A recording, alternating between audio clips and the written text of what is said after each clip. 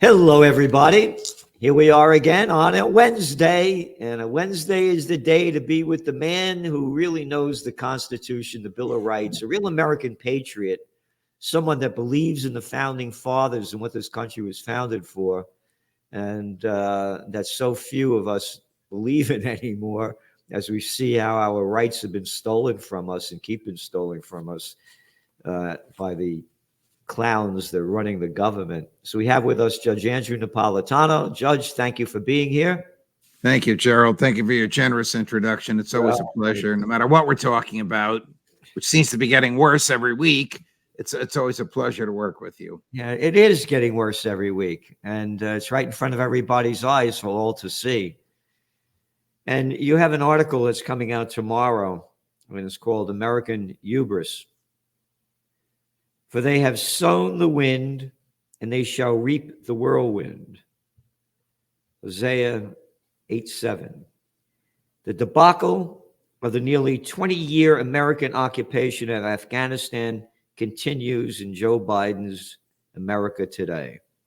The disaster began when President George W. Bush, stung deeply by the intelligence that he failed to heed, thus enabling the attacks of 9/11 to take place unimpeded, convinced the American people in Congress and most of our allies that the bad guys who ran Afghanistan in the early part of the century needed to be taught a lesson, whether they personally enabled or facilitated the 9/11 attacks or not. And you go on to say more about George Bush.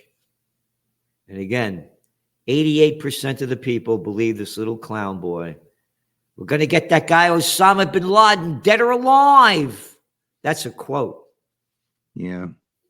Well, the reason I wrote the article is because the $2 trillion spent on Afghanistan, the 20-year occupation, the 850,000 deaths, resulted in the same mindset occupying and taking over Afghanistan after American troops left as we tried to kick out. It was as if American hubris was blind to the efforts by British troops in the 19th century, about 20,000, and 100,000 Soviet troop deaths in the 20th century, both in efforts to bend the Afghan culture to their will, the British to the West, the Russians to their will.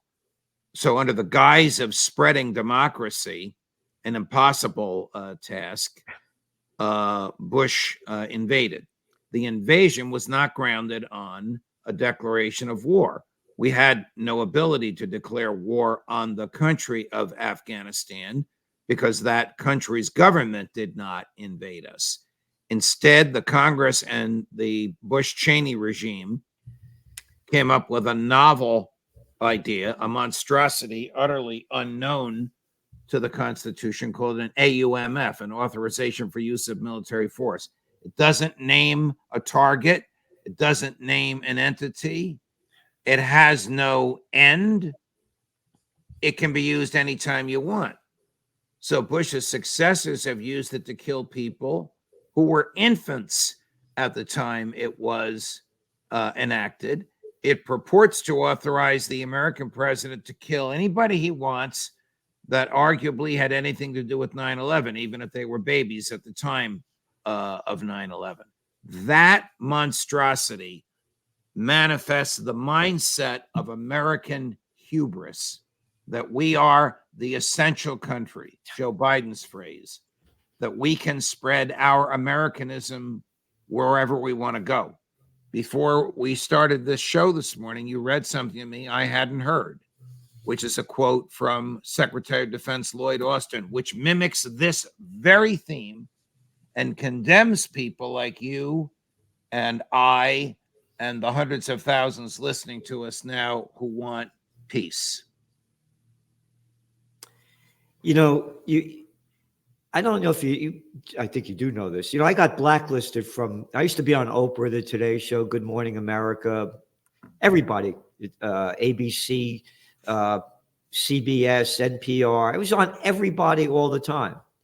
And then USA Today, when it was a big newspaper, used to run my top trends every year. And we come out with the top trends in December for what's going on in January. So this was the headline in USA Today in December 2000. 2001 won't be our year, Trendseer says. I warned that a wave of anti-Americanism was sweeping the globe and Americans wouldn't be safe at home or abroad. You know, in the Bronx, we used to say, had this saying, payback's a bitch. People forget about what America did in Bosnia, what they did in Yugoslavia, what Bill Clinton killed over 500,000 Iraqi children under the age of 5. And his Secretary of State boasted about it. Yep. She was asked by Leslie Stahl on 60 Minutes, is the price of 500,000 Iraqi children dead worth what Bill Clinton did with the sanctions and the war against Iraq? And she said, yes, it is. So we saw this coming. So I got blacklisted because, and just what you said, I said, listen, if the Russians couldn't pull it off, if the British couldn't pull it off at the height of the British Empire into the Valley of Death, Row the 600. Correct. And there was another one, a cat by the name of Alexander the Great. He couldn't defeat them either. I said, if they can't defeat them, what do you think America's going to, how are we going to win when we haven't won a war since World War II? Why, you anti-American? Why, how dare you say that? That was basically the attitude. I got blacklisted from everybody. I didn't get back on until I came out with, I took the domain name out for the Panic of 08 in 2007 in November and said the thing was going to crash. That's when I got back onto the media because it was about money and that's what they wanted to hear about. Right. And so what you're saying about what's going on, and people also, again, we wrote about this judge in detail in the Trends Journal. Afghans said, listen, let's talk about this. We had nothing to do with it. Bush's words were, there are no time to talk. And they were saying that the reason we were invading Afghanistan was because Osama bin Laden was hiding there and they were protecting him. That's about as realistic as Saddam Hussein has weapons of mass destruction, and therefore we must invade Iraq. This is the reason that Bush and Cheney are guilty of war crimes for killing human beings under false pretenses and dragging the United States into wars under false pretenses. You know, you write here in your article that the Gambit, born of Bush's hubris and nurtured by Obama's incompetence. You mean the Nobel Peace of Crap Prize winner, the troop surge in Afghanistan, or that guy who lied his way into office as being a peace candidate? That Obama? Same Gaddafi guy. has to go. Assad has to go. That Obama? Same guy. I want to say was one of the worst foreign policy errors in modern American history. With all due respect, Judge, you forgot about Vietnam?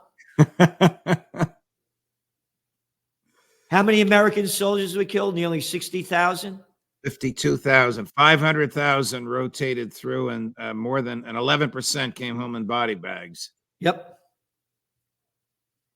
You keep going on and you say, all this killing, unless in self-defense, killing for empire is not self-defense, defies the natural law, which teaches that all aggression is illicit and every individual person, American or not, enjoys the inviolable right to live. Where are all the religions out there? Where are the Baptists, the Seventh-day Adventists waiting for the eighth day, the Mormons, the Quakers? Yeah. Do religions have lockjaw? Where are the preachers for peace? Look what's going on in the world. Where is everybody? We are among the few, the Scott Ritters, the Colonel McGregors, the Phil Giraldis, and a number of us, the Norman Finkelsteins, that are calling for peace. Where are the rest of the people? I don't know. I'm not a fan of the Pope, as you know, but he did condemn the Israeli invasion of Gaza. And of course, the Israelis sent their ambassador to protest, and the Pope, to his credit, did not back down. I mean, that's about all he can do. He doesn't have an army. But basically, what you say is correct. The outwardly, overtly religious leadership is silent about Ukraine and about Gaza and about this quote you're going to read from Lloyd Austin, the Secretary of Defense, the shareholder of and former board member of Raytheon, who's arguing for the type of bellicosity that has produced the blowback that produced 9/11. Yeah, and I'll get to that. And again, going back to the Pope, how come the Pope isn't saying, I want all you Catholic people to stand up and protest at what's going on in Gaza as they're slaughtering people in front of everybody's eyes? Right. Nearly 17,000 people killed. Well, more civilians killed in Gaza in 8 weeks than killed in Ukraine in 18 months, because the Israeli government, the Netanyahu regime, is engaged in an act of genocide, and Putin is engaged in a serious military endeavor to stop the Nazis from bombing the Russian cultural people in eastern Ukraine. And of course, the United States somehow still supports Ukraine. The Congress will debate this week or next $68 billion that old Joe wants to give to Ukraine. Even Lindsey Graham, who never met somebody else's blood that he didn't want to shed, is having misgivings about it. Oh, and let's not forget another $13 billion to the Israelis. We've given them so far 15,000 bombs and 57,000 artillery shells, and basically said, oh, here they are, but don't use them, which is absurd. Absurd. Tony Blinken has no credibility whatsoever. Joe Biden has no credibility whatsoever. Again, it's American bombs that are slaughtering innocent Palestinian people. Yes. Over 40% of those killed are children, 30% are women. It's American bombs destroying, wiping out the place under the BS line, we're doing this to get Hamas. No, you're doing it to steal more land. Again, that's what El-Sisi, the president of Egypt, is saying, that they want to do this to get the Palestinians out so they could keep taking more and more land. And well, other people are saying that's kind of obvious. So why the United States doesn't recognize that is because of the domestic American politics and the influence that the Israeli government has on domestic American politics. Now, when you say things like that, you risk being called anti-Semitic, which is, of course, absurd. It doesn't make sense linguistically, and it has nothing to do with anybody's religion. This has to do with the overreaction of the Netanyahu government. Do you know what Netanyahu's approval rating is amongst the Israeli voters? 4%. Yeah. 4%. It makes Joe Biden look like Ronald Reagan by comparison. I want to read to you what this guy, Lloyd Austin, a murderer of the first degree. This is the guy that brags what he did and how many people, when I was in Iraq, running the show, slaughtering innocent people that did nothing against America. That Lloyd Austin, Same General Lloyd Austin. Yes. He goes on to say, and again, this is the former Raytheon board member, and Raytheon is the second largest defense contractor in America. He goes on to say, every generation, some Americans prefer isolation. to engagement. Engagement? What are you talking? What are you talking to engagement? You mean war? He goes Yes, on. he means killing. Yeah. And they try to pull up the drawbridge. They try to kick loose, you ready? The cornerstone of American leadership. Cornerstone of American leadership, going into other countries and slaughtering innocent people. He goes on. He goes on to say, and you hear some people try to brand an American retreat from responsibility as bold new leadership. So when you hear that, make no mistake, it's not bold, it's not new, and it's not leadership. Leadership? You mean a little deadhead like Biden? That kind of leadership? And out of his mind, Mitch McConnell? A little slime ball like you mentioned before? You didn't use that word. My words, Lindsey Graham? Leadership? Look who's leading us. Nancy Pelosi? Chucky Schumer? Look at leadership. He goes on. You know, our competitors don't have to operate under continuing resolutions. And so doing so erodes our security and our ability to compete. Our competitors? Who are you talking to? Oh, and they don't have to operate under continuing resolutions? You mean they're dictatorships? They do whatever they want? And how dare anyone condemn wars that we have no business being in? Look, the House of Representatives is about to vote to give Lloyd Austin $880 billion with a B dollars to spend in the next year. That's more than the next 12 nations, including Russia and China combined. And he's complaining about the scrutiny over what he has to spend and what he has to waste. Well, Gerald, let's not forget, he's got 903 foreign military installations on which U.S. military personnel are present. He has to fund them. He's got to feed them. He's got to clothe them. He's got to house them. He's got to give them weapons with which to kill people. Yep. And he goes on to say, here's exactly what you said. He said that the U.S. military has launched, quote, the most ambitious modernization effort in nearly 40 years for our defense industrial base.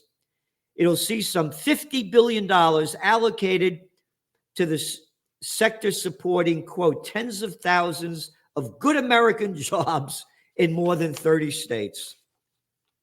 Good American jobs. The war machine. The war Isn't that machine. wonderful? Yeah. Look, the war machine has very shrewdly spread itself out throughout the United States so that it can claim that it has jobs, excuse me, in enough congressional districts to induce the members of Congress from either political party always to vote to spend more money on the war machine. Otherwise, they'll be accused of putting their own constituents out of work. This is how war, General Smedley Butler's phrase, has become a racket. And when Butler said that was almost 100 years ago. Yep. And very little has changed except the order of magnitude. Every gun that is made, every warship launched, every rocket fired signifies in the final sense a theft from those who hunger and are not fed, those who are cold and not clothed. The world in arms is not spending money alone.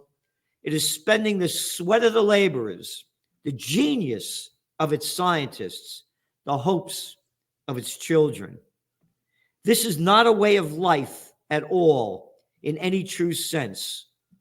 Under the clouds of war, it is humanity hanging on a cross of iron.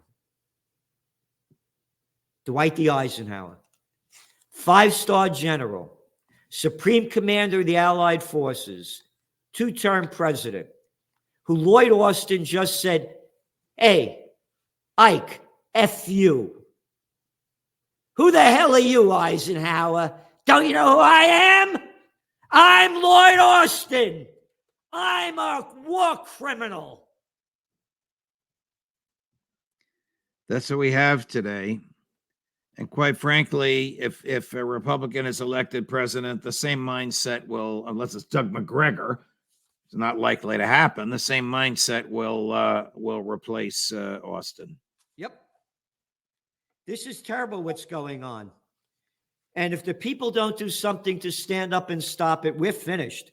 And again, where is the outrage? Where is the again? Congress just voted. If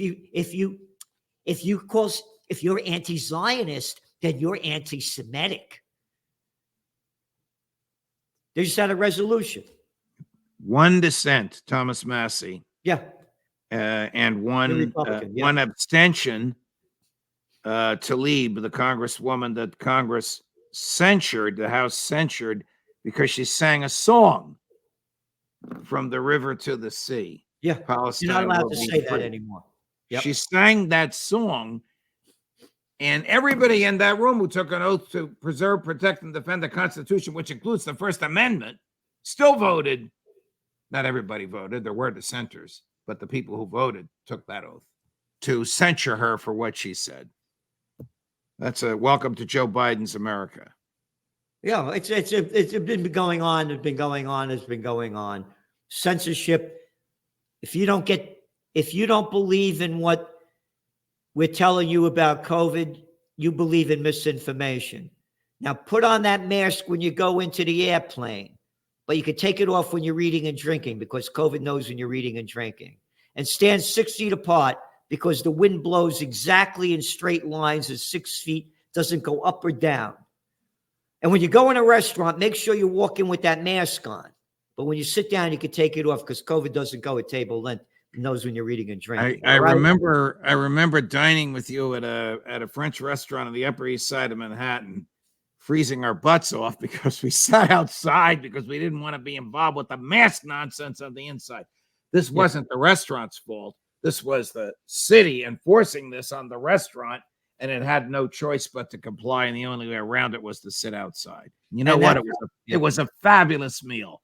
But we always have a fabulous time, and we have a fabulous time trying to do the best we can in the spirit of America. Thank you so much, Judge, for being on, and thank you for all that you do. And everybody, look, go see what the judge does. The people he has on are phenomenal, and the podcast he has, they're one of a kind. So go to Judging Freedom on YouTube and see what the judge is doing. And thank you, Judge, and we'll see you next week. Thank you, Gerald. All the best.